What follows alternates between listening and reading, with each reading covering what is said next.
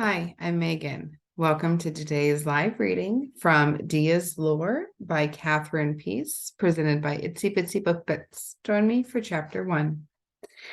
Dia's demons ran faster than the bus's wheels turned. Staring out the window, watching the Romanian countryside pass, she fought to keep her mind from betraying her. But images of her last solstice in New Zealand blinked in and out, as they always did, among the beeches, alders, and spruces. The karari tree she and Amy had climbed so many times, burning. The kauai flowers that brought birds to sip at their nectar. The little blue tui and yellow bellbirds that filled the day with their songs. All burning, all gone, all ash. Her aunts, gone. Her mother, gone. Her sisters, her father, gone, gone, gone. So she ran. Excuse me. Lifting her hat, she ran a hand through her cropped hair and then replaced the tattered, faded pink ball cap. The Samaritan's Crossings logo showed backwards in her reflection. She forced herself to blink, otherwise her contacts would irritate her eyes more than they already did. She'd become an expert at hiding, at blending in. She'd learned to use a self-tanner to give her skin more color, to use contacts to hide her prismatic eyes, to keep her hair covered and short, to use a binder and call herself Dane, and shuck her accent in favor of something more neutral.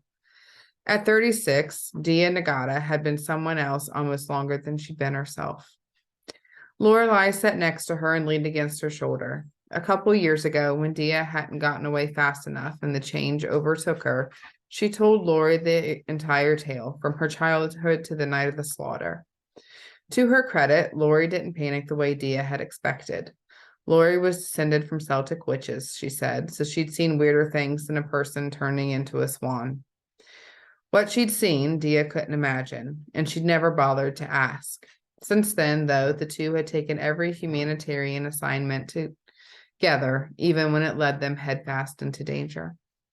In fact, Dia made sure to take the most dangerous assignments. Since joining up with the Samaritan's Crossing some years before, she'd found purpose through the self-flagellation of live war zones or areas decimated by famine or disease.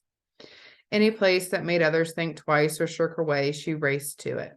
After all, it had been her fault her tribe had been slaughtered. The hunters had come for her, and the boy she loved had led them there.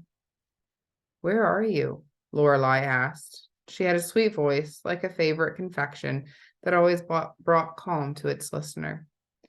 Looking into her friend's warm brown eyes, Dia shrugged. "Same place as always." No one else knew about Dia's loss. She told people she was an orphan, no other family.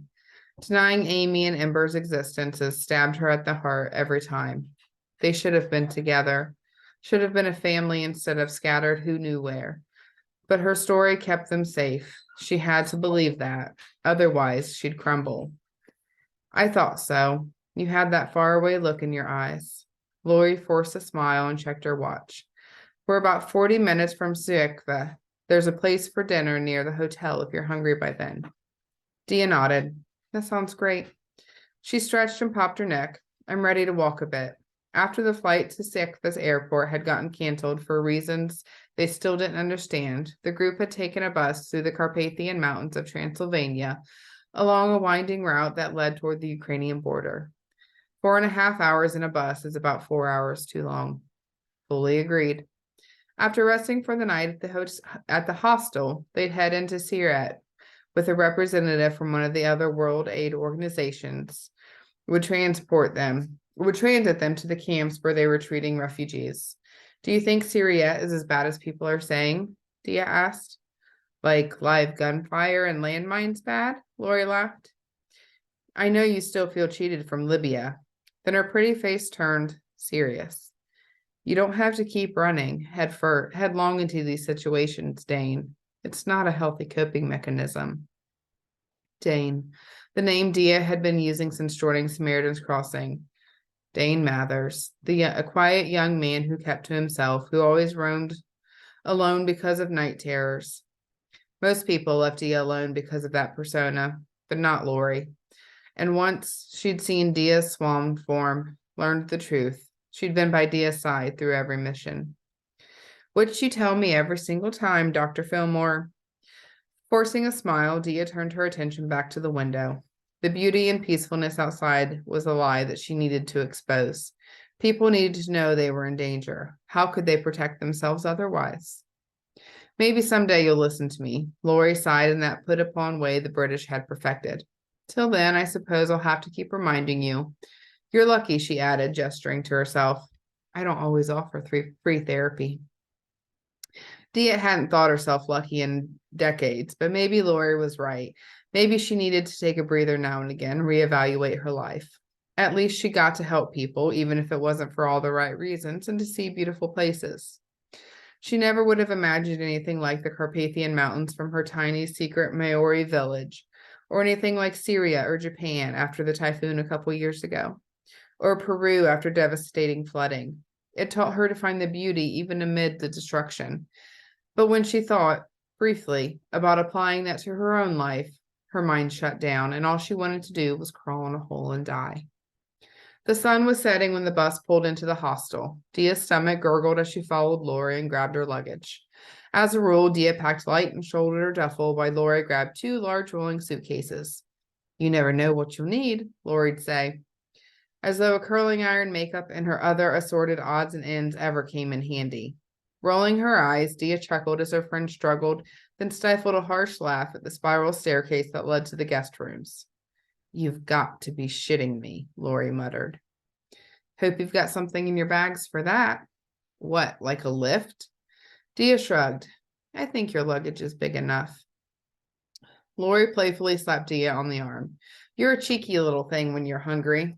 With a resigned sigh, Lori headed upstairs. By the time they get the keys, I might be halfway up this thing. Shaking her head, Dia waited with the rest of the group while the room keys were dispersed. It was commonplace now, rote, a reliable routine that comforted her. When she received her key and the reassurance that it was a private room, she headed upstairs. True to her word, Lori was only midway up. Dia snatched her friend's second suitcase and trudged up the spiral staircase. I'll be ready for supper in 20, Lori called behind her. Sounds great, Dia called back. Dia set the suitcase at the top of the stairs and found her own room. Once the door was closed behind her, she took a deep breath and tossed her ball cap, which landed on the single bed. The single bed, the single room, the single life. It was a sacrifice she had made to stay safe. In her younger days, when she was angrier, she left the hunters enough crumbs to chase to keep them away from her siblings and father, to confound them, and sometimes she'd get the opportunity to watch their frustration at losing her yet again. These days, she simply hid. The years left her exhausted and far less willing to expose herself in any way. She still regretted letting Lori see her in her true form, but thank the gods her friend understood. Apparently, she knew about shifters, and to Dia's shock, she knew about jeweled swans. If Dia's life had been any safer, she might have sought out the other swans, but as it was, she remained cut off from everything except her shame. She took the opportunity to take off her binders for a few minutes. Though her body was naturally slender and she lacked Amy's curves or Mama's wide hips, Dia took precautions. The self-tanner, the binder, the contacts. She tried dyeing her hair, but it never took. She was grateful that light, almost white hair was the current fashion, but the iridescence of hers meant keeping it covered. Just like her eyes, just like her skin. The diamond swan, the prize. She shuddered to think on it. Her alone time passed too quickly. She slipped her shirt back on and secured her cap. When she looked at herself in the mirror, she couldn't even remember what she looked like at 19. The last time she'd been able to be herself. The last time she remembered being happy. With a deep sigh, she headed to find her friend. That night, Dia stared at the ceiling, and she and sleep weren't friends on the best days. But as the solstice neared, they became enemies. The dreams were picking up again, as violent and as terrifying as the event they forced her to relive. She wished for Amy, who always knew the right things to say when Dia was feeling down or overwhelmed or upset. She missed her sister's wry sense of humor, her propensity for getting into trouble, her lust for life. And Dia often prayed that those parts of Amy survived, that Amy survived. And Ember, what was Ember like? What kind of woman had she become? The youngest Ngata had come into the world a squalling mess of orange and black hair and eyes to match. Papa had often called her their little phoenix, thought that she'd find some way to revitalize the Wamaknanu. Mama had believed that Amber would work with her sisters to bring the swans out of hiding and into society. So much pressure for a tiny baby. This time, Dia let the tears spill. Sometime later, she woke up to the first rays of dawn warming her windows. She'd slept maybe 4 or 5 hours, but it'd be enough to get her through. After too long in the field, too long alive, she didn't trust sunny mornings. Bombings happened on sunny mornings. Murders happened on sunny mornings. Sunny mornings led to sunny afternoons, which led to complacency, and that complacency led to slaughter. She donned her disguise and hefted her duffel onto her shoulder. Time to go. The bus ride was subdued. It always was when they were on the way to a camp. As the miles passed, more signs of destruction made themselves known. Clusters of damaged trees or bits of scorched ground, possibly from fires that got out of control, purposefully or not. Flattened areas of grass from makeshift camps, ground that was ripped up by vehicles. Over the years of working for Samaritan's Crossing, Dia had learned to spot the signs of human suffering the same way a hunter learned the tracks and scat of his prey. And Siret was beginning to resemble the war zone they dreaded it would be. Fear slithered up her spine, wrapped itself around her heart. Everywhere she looked, she saw home. Her last memory of the village was of it being on fire, and highlighted by the flames, the form of, "Don't think of him, leave the past where it belongs." Except she'd never been good at that, had she? The past haunted her the way their mission sites haunted her, until they blended into one awful ghost. She started to tremble, and the relentless sense that something was terribly wrong dug its claws into her. Lori called it anxiety. Dia called it experience. Barricades blocked the entrances to the city itself, while soldiers in green camo and tactical vests motioned vehicles in and out. Dia shuddered at the sight of the AK-47s in the soldiers' arms. They were a different kind of hunter, but at least they protected their territory, their people, their families. Sometimes in her dreams, she'd be flying along her ken, counting the stars and pretending that she could reach the Metriki, the constellation that, according to the Wakamanu's lore, allowed them to enjoy their true forms once a year during the solstice that marked the new year. She'd stretch her long neck and flap her sparkling wings, then the echo of a gunshot would shatter it all. One by one, the swans next to her would fall until she was the only one left.